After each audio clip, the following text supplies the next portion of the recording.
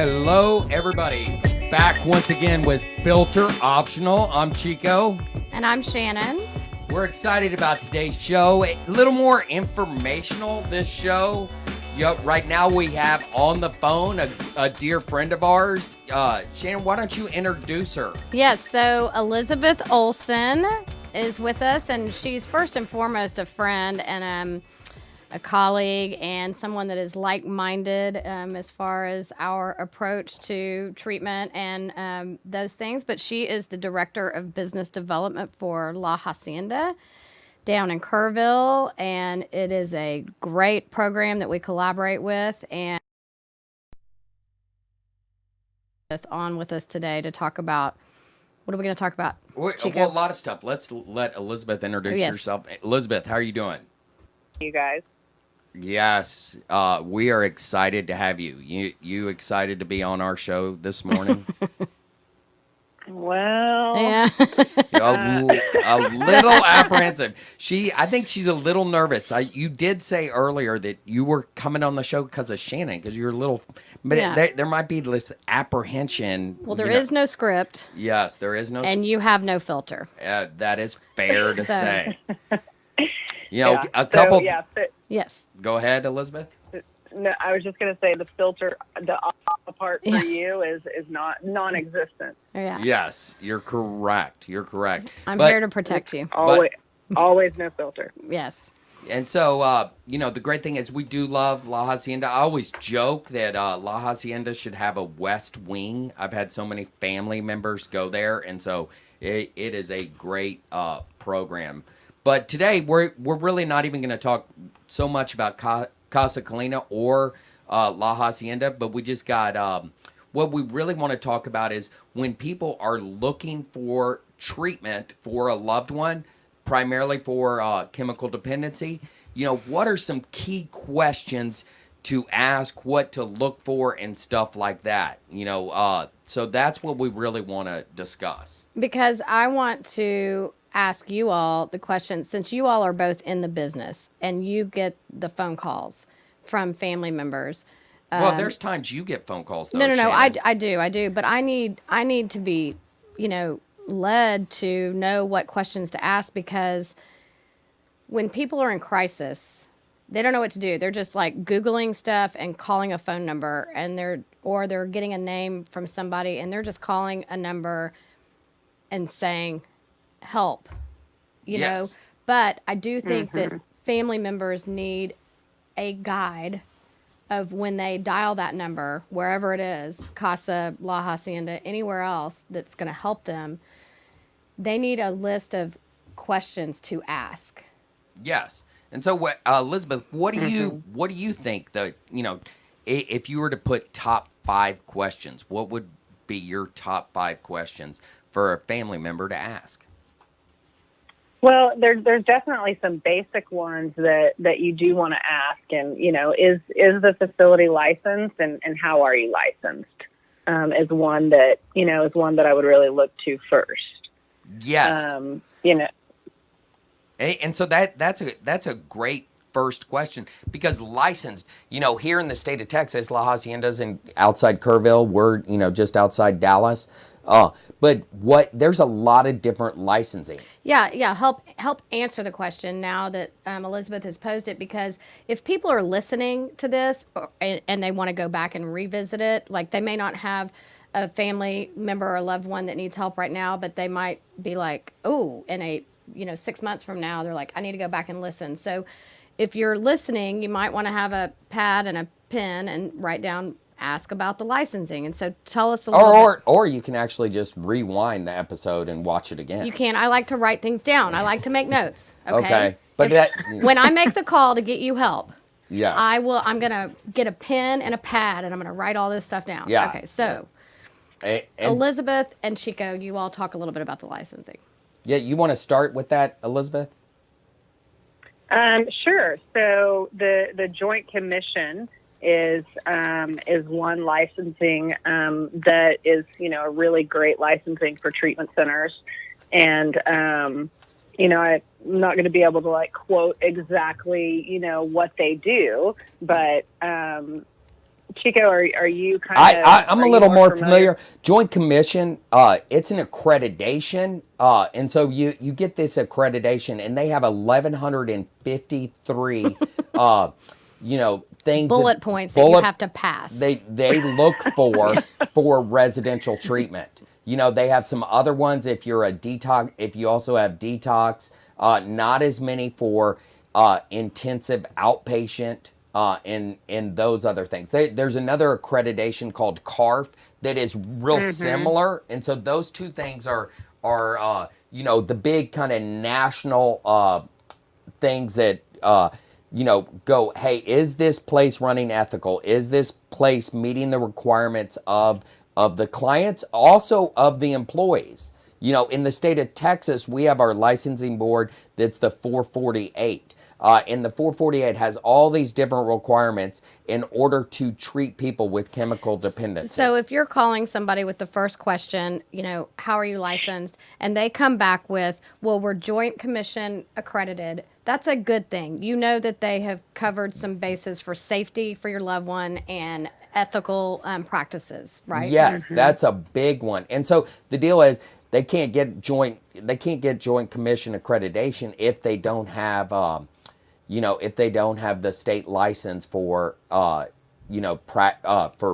treating people with chemical dependency. Okay. So that's one of the things, because right now, Elizabeth and I have talked about this a bunch. There's programs out there that have great websites and stuff like that, and they say they're treating addiction, and so you think they're a treatment center when they actually might just be a recovery center.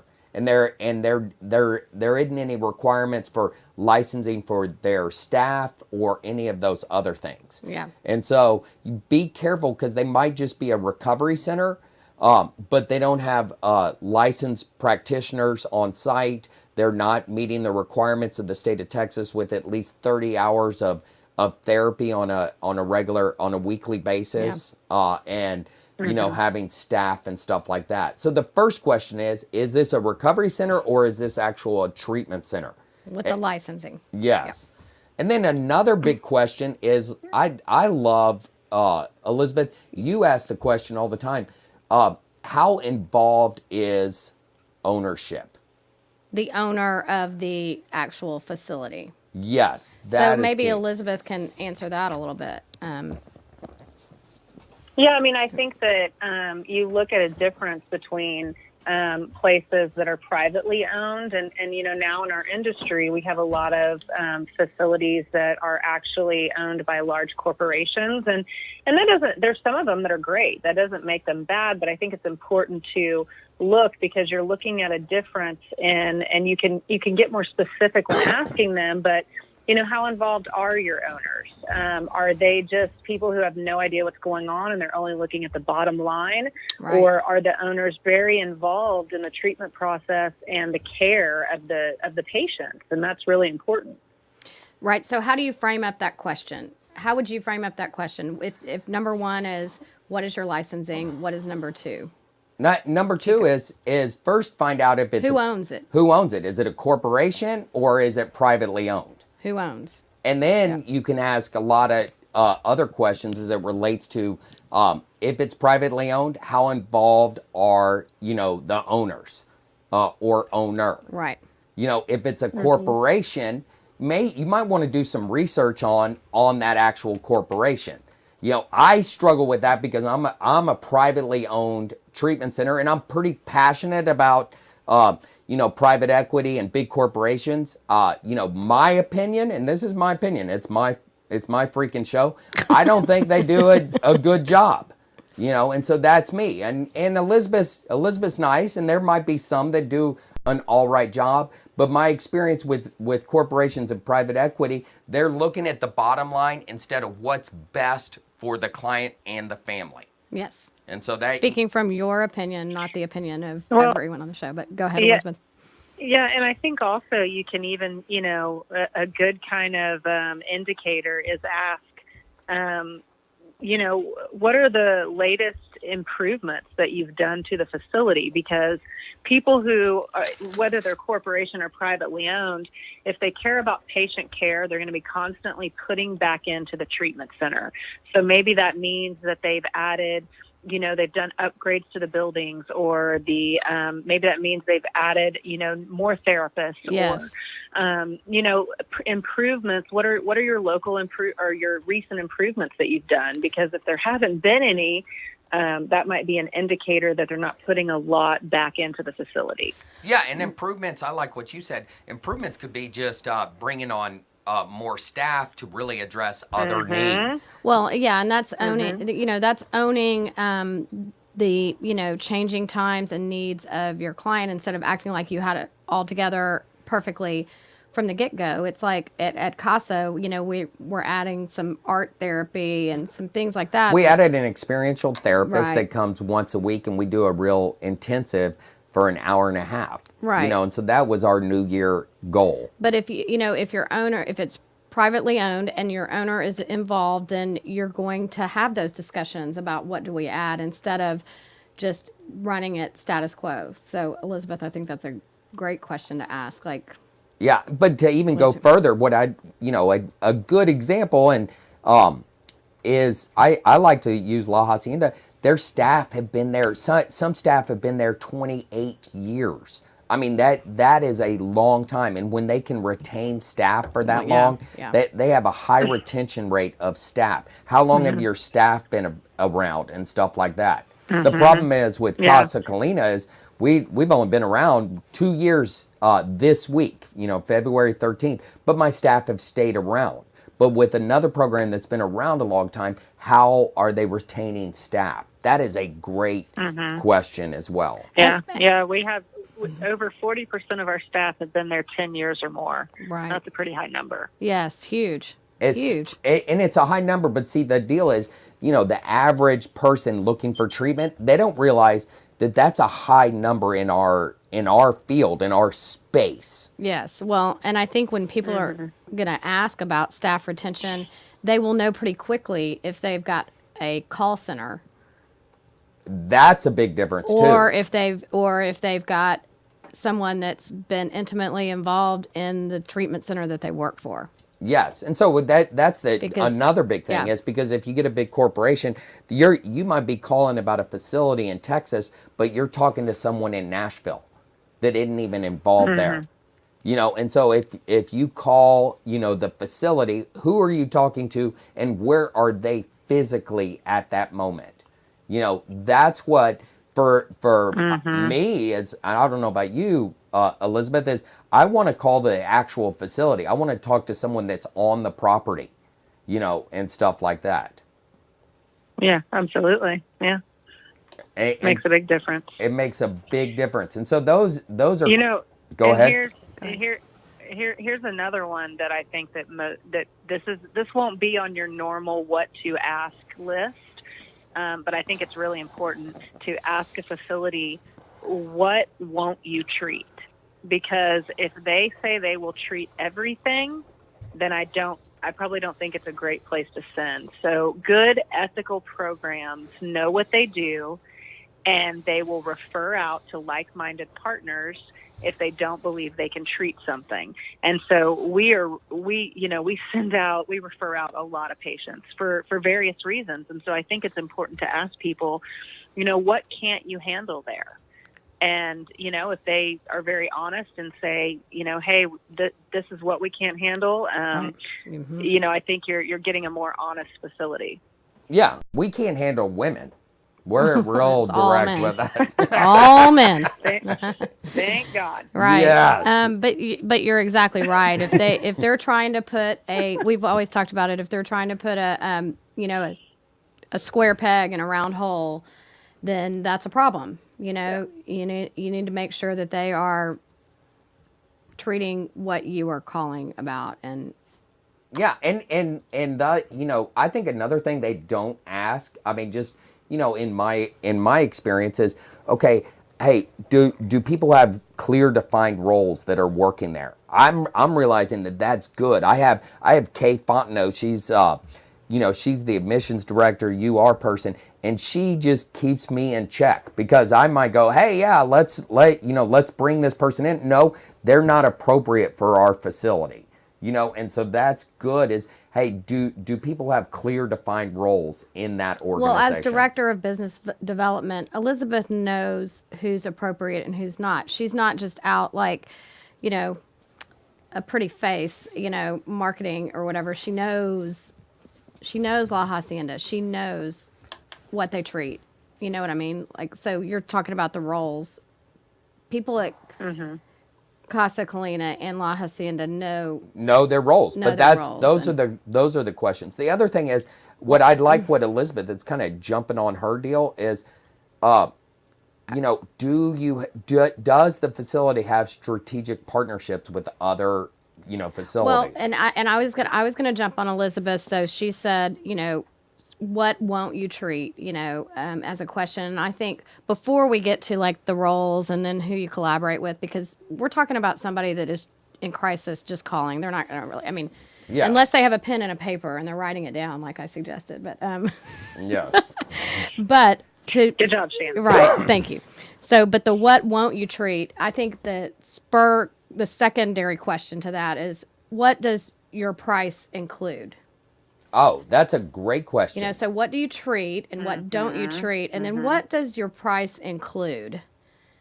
Because are there going to be add-ons, because at Casa Colina, we can, with all honesty and truth and transparency, say the price includes what, Chico? The price includes everything except the medication if they are prescribed medication, or we also take them to outings. We're not going to pay for if they're at an outing to get an extra burger or something like that. But they meet with the psychiatrist, they have the therapist, we have a chef, it's the food, it's the wellness, the working out, the equine therapy, but we're not charging for the urinalysis test. Right, We are yes. testing them. We're not charging for any. We're not even billing insurance for Yes. that. I mean, that is We're not charging for our family program. Those kind of things. It's trauma therapy. Yeah, or the trauma program or any of that other stuff. And so a lot of programs, do these add-ons, and nickel and dime,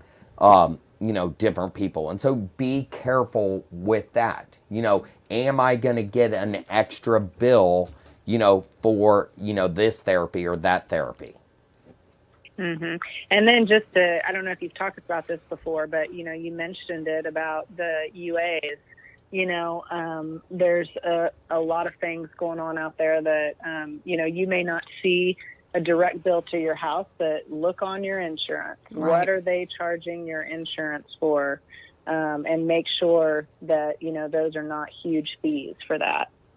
Oh, that's a great question, because here's the deal is, a lot of we've seen it, and hopefully it's clearing up, but a lot of people in our industry have been charging people's insurance, get the insurance card and charge for urinalysis, and they're getting more money.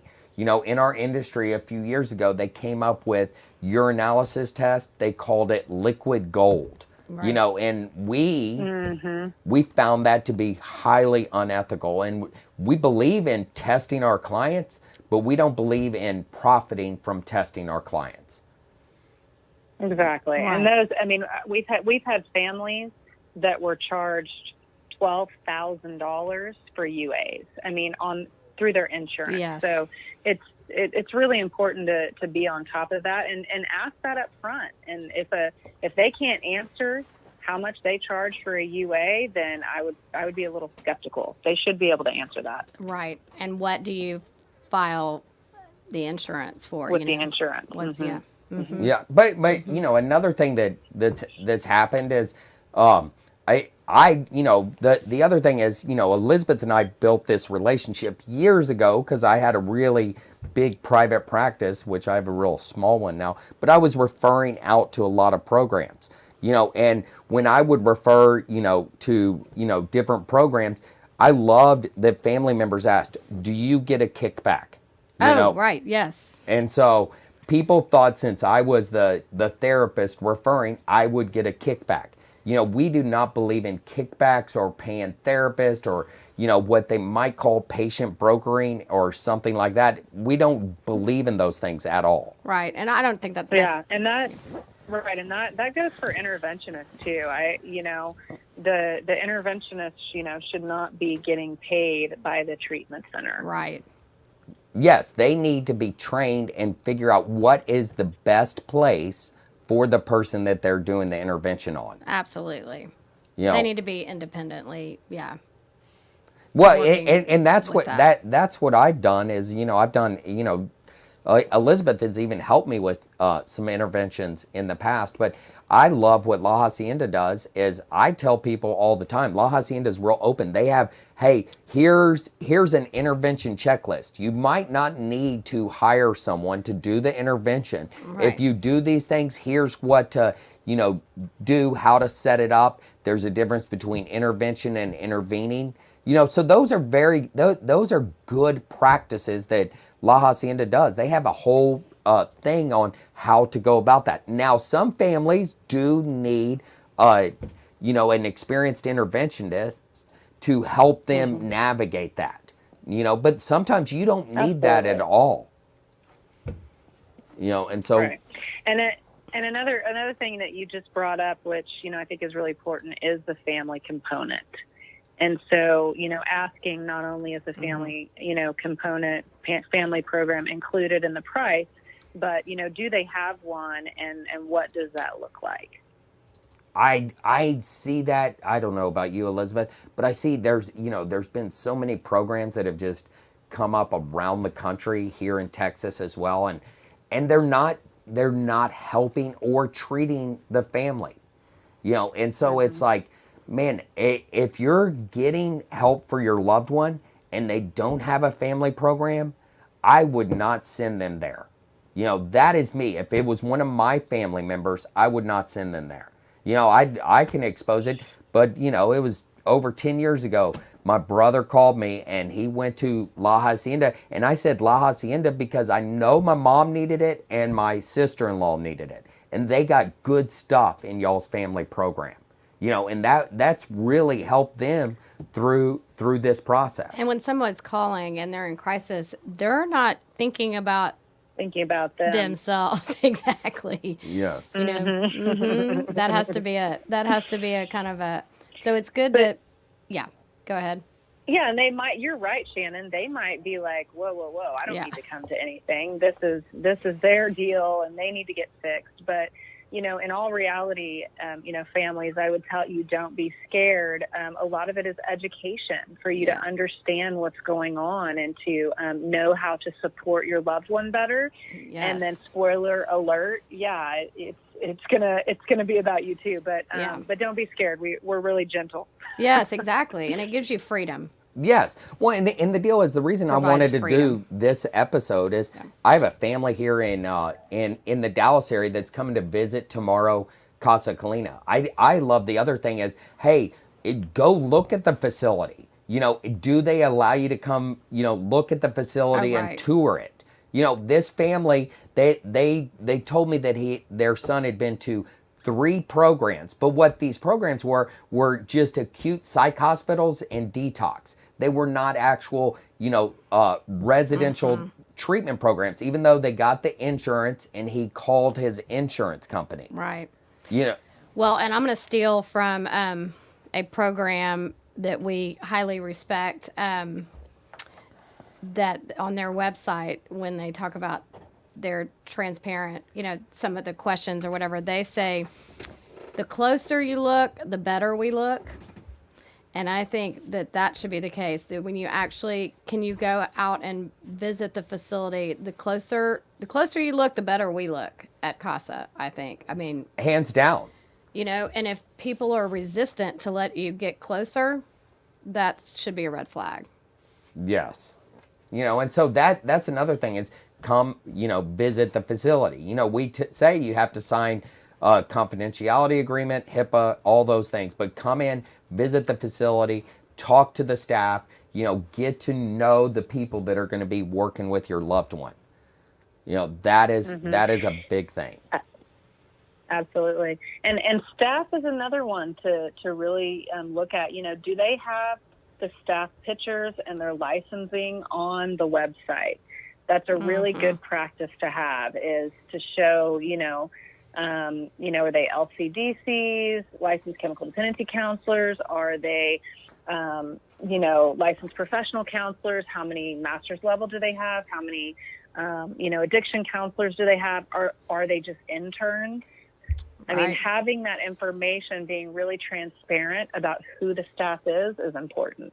Yeah, and what training the staff has and stuff like that. It's like, man, let's lift that up as well, And so that goes back to that question earlier. How long have the staff been there and stuff like that? If they've, 40% at La Hacienda has been there over 10 years, man, La Hacienda is doing something to retain staff. And so that's a good thing. Those things are really well. Also, the other question is, you're seeing, Casa Colina, man, we're going to address the disease of addiction, but we also believe in the 12 steps of Alcoholics Anonymous. There's a lot of programs that are going, oh, you don't need they're not about the 12 steps, but how come? Can they articulate how come they're about the 12 steps and how come they're not? Our belief is, I believe also at La Hacienda, and this is where Elizabeth can jump in, that, man, community is key. Community is essential. And when you don't feel so alone. And so a lot of these other programs that are not pushing or encouraging or spurring people on towards the 12 steps, they're encouraging this isolation mentality, in my opinion. And it's catering sometimes too much to the client instead of what we know from evidence-based treatment, what works. And so that's a big one. Does that make sense, Elizabeth? I kind of rambled a little bit. Mm-hmm. Well, that's no surprise, but we're all right with that, Chico. Right. No, it does. It does definitely make sense. And, at La Hacienda, we are unapologetic about, being a 12-step program. And if it's not, if it's not what you want, we're very honest about that. We're not going to bring you in under some other, disguise that's not what you're going to do there. And so I think that's also important, is that people are very honest. You hear sometimes those wishy-washy kind of answers like, oh, are y'all 12 steps? Well, yeah, if that's what they want. All right. Or, and so I think it's really interesting to listen for, that to me says we'll take anybody because it's about the bottom line. And I think a program who knows themselves will say, this is what we do. And if you want something else, we'll refer you out. Yeah. And that's our deal. Exactly. And that I get fired up. If that's what you want, well, then go somewhere else, man. At Casa Colina, we're not going to do the smart recovery. We want to challenge, hey, read the big book. Let's see. And then we'll discuss it after you've done some things there. But right now, we are unapologetic. I love that word, unapologetic about the 12 steps of Well, and Alcoholics I think that's where the Anonymous. line is drawn in the sand as far as the difference between just getting a patient in to have a client, patient, whatever. That's the fine line between and really caring about them getting the proper help that they need. Does that make sense? Yes. So, sorry, I kind of lost my train of thought again. No, it was gosh. good. No, you're No, at, that makes, that does. That makes perfect sense. Yeah, you don't, I think that a lot of programs or I don't mean to call out call centers, because everybody needs somebody answering their phones and things like that. But again, if they're just trying to get somebody in the door, they're going to tell the person in crisis that they're going to get their individual better, however, their family member better, however that happens, like whatever they want. Well, when a person goes into treatment, it's not about what they want. well, and people are in crisis, and today's episode is, hey, when you're in crisis, I like what the Big Book of Alcoholics Anonymous says. It says in there, pause when agitated or doubtful and ask for the right thought or direction. I think you apply that too when you're looking for treatment. You need to pause when agitated or doubtful. And if you're calling, us at Casa Cleaner or La Hacienda, is pause, ask some questions, write this stuff down, begin to really look at, okay, hey, is this the best place? Can they talk to former clients, former family members? Do you have people that you can talk to for their experience? Right. That's the key, because right there, can I talk to staff members? Talk to the guy that's the overnight staff guy. I mean, those kind of things. If they're You're getting fired up. deceptive, You're getting fired man, up. it angers me, because man, people are dying from this disease. Yes. And you don't want people saying, "Oh yeah, we can fix your loved one quick. We can fix them up quick. We can give them some medication. We can, if they have an aversion to the 12 steps, well then we won't put it in their work face. with that, We'll work blah, with blah, them blah. and whatever." But that's, in the long run, it's not going to help. from our experience, experience. the Yeah, deal. and Go ahead. that brings me also to another point, is programming. And so, what is your loved one going to be doing on a daily basis from sun up to sundown? And then also another key one is the weekends, because you have a lot of places that all the staff leaves on the weekends. Right. And what is your loved one going to be doing? And so is there good weekend support and or programming that continues? Right. Yeah, and those are key things. And then what else do you do?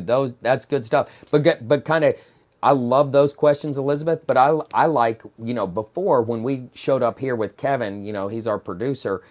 He was doing a show, Wanda, and Wanda is a trip, and she's going, "What are y'all talking about today? Hey, I want to go somewhere." Just because I'm a little crazy for 3 days. I go, "Wanda, it's going to take longer to fix that crazy, but that's the deal. People want that quick fix. It's like the drug. It's like alcohol. Right. And people did not get here in 3 days, so it takes time, and then, that helps out a bunch. There are so many questions. We could go on and on about different, questions as it relates to this. I think, Elizabeth, do you have any? We're going to start wrapping up. Yes. So, do you have anything to add as far as just final thoughts? No, I think it's a great point to really just maybe have some questions prepared before you call. Coming back to you, Shannon, writing some things down that you want to ask, and making sure that you're getting to the right place and you're getting your loved one the help that they really need. Right. Yeah, those are great questions. Also, I'm gonna kind of wrap it up with this. Be careful of the private equity and the big corporations. I mean, I would question that. Elizabeth, thank you so much for joining us. Yes, thank you, Elizabeth. Enjoy the snow. Thanks, guys. Y'all down. have a good day. Yeah, You take care of too. those baby boys. All right. Bye-bye. Okay. Thanks. Bye. Thanks.